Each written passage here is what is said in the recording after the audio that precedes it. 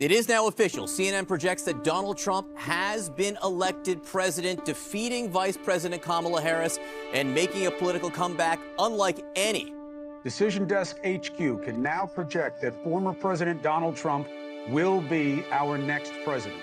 It is a sweeping and stunning victory unlike any in our history. It will be studied and debated for generations, the impact broad and deep, a turning point for the country.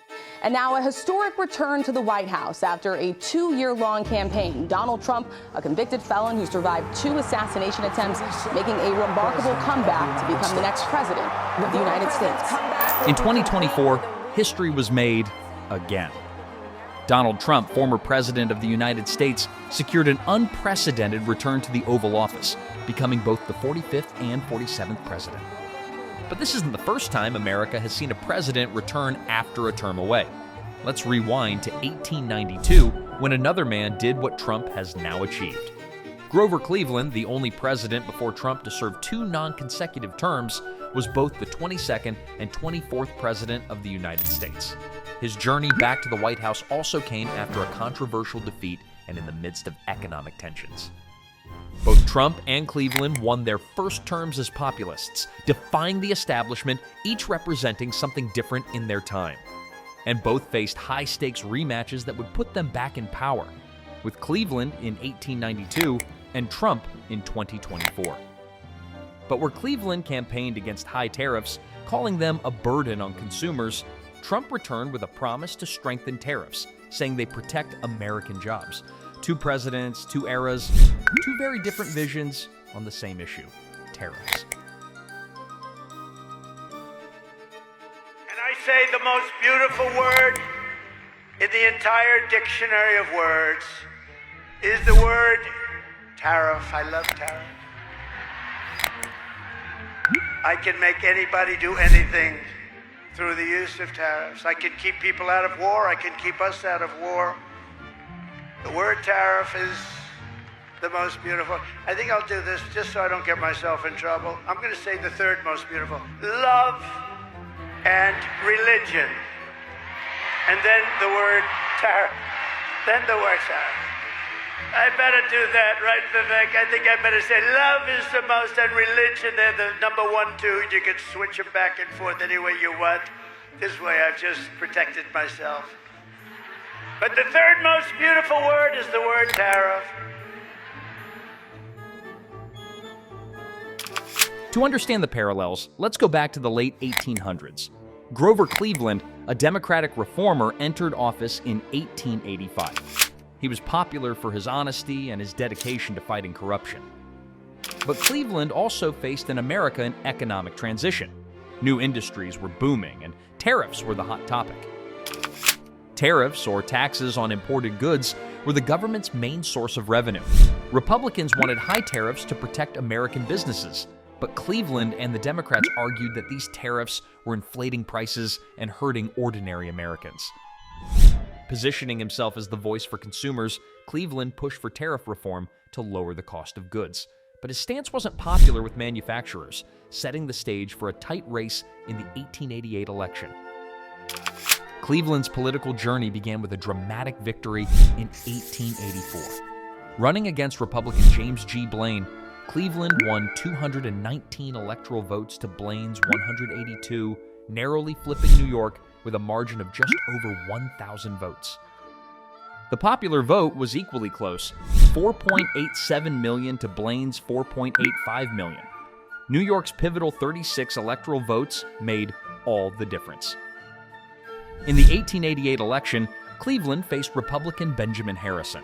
Although Cleveland won the popular vote, 5.54 million to Harrison's 5.44 million, he lost the Electoral College 168 to Harrison's 233. New York and Indiana turned against Cleveland, swinging to Harrison. Harrison, supported by industrialists, championed high tariffs. Under his administration, Congress passed the McKinley Tariff Act in 1890, raising tariffs to nearly 50%. The result?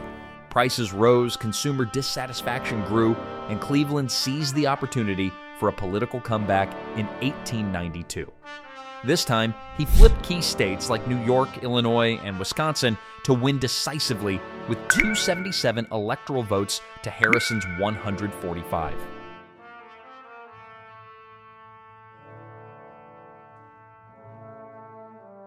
The McKinley Tariff had a lasting impact on America. It made everyday goods, textiles, glassware, even sugar more expensive. And while businesses may have benefited in the short term, the high tariffs led to inflation and eventually a surplus in government funds that was seen as wasteful. The McKinley Tariff of 1890 was designed to protect American industries by raising tariffs to nearly 50%, the highest in the nation's history. While it aimed to shield manufacturers from foreign competition, the effects on everyday Americans were immediate and severe. Prices of everyday goods, including essential items like food and clothing, surged. Sugar, a widely consumed commodity, saw its tariff skyrocket to 70%, making it significantly more expensive. Consumers across the country began to feel the pinch. The higher cost of goods was felt most acutely by working-class families. Inflation, exacerbated by the McKinley Tariff, climbed from an average of 1.5% to over 6% by 1892. This squeeze on household budgets fueled public unrest. But rising prices weren't the only issue. Unemployment began creeping up as the higher cost of goods reduced consumer spending, leading businesses to scale back operations. By 1892, unemployment in some industrial areas exceeded 7%. A stark contrast to the more stable employment rates under Cleveland's first administration. This economic frustration boiled over into protests and strikes as workers demanded relief from the rising cost of living. The tariff became a symbol of government policies that, while benefiting industrialists, left ordinary Americans struggling to make ends meet. For Cleveland, this set the stage for a political comeback. With an economy struggling under high tariffs, he became the candidate who could ease the burden on consumers. In 1892, he became the only president to be re-elected after being voted out. Over a century later, Donald Trump has returned under very different circumstances. In 2016, his America First platform promised to bring back jobs and protect American industries by increasing tariffs and renegotiating trade deals. In 2024, he again used tariffs as a central piece of his campaign, this time emphasizing the need to keep American jobs on U.S. soil by placing restrictions on imported goods. His approach is nearly the opposite of Cleveland's. Where Cleveland saw tariffs as harmful to consumers, Trump views them as essential to national economic security. Though Cleveland and Trump campaigned on opposite sides of the tariff debate, both presidents reflect their era's economic concerns. Cleveland represented an America moving towards free trade, hoping to reduce costs for everyday people, while Trump symbolizes a resurgence of economic nationalism, aimed at protecting jobs at home. But the core message is the same. Tariffs have always been a tool in America's political toolkit, shifting in response to the needs and fears of the times. In the end, tariffs reflect more than just economic policy. They're about who America wants to protect. Grover Cleveland and Donald Trump, despite their different eras and beliefs, show that America's economic debates are often cyclical. As Trump steps back into the presidency, it remains to be seen whether his trade policies will lead to lasting change or if history, once again, will repeat itself. I was always very good at mathematics. Yes. Let me tell you, you're saying $3 trillion.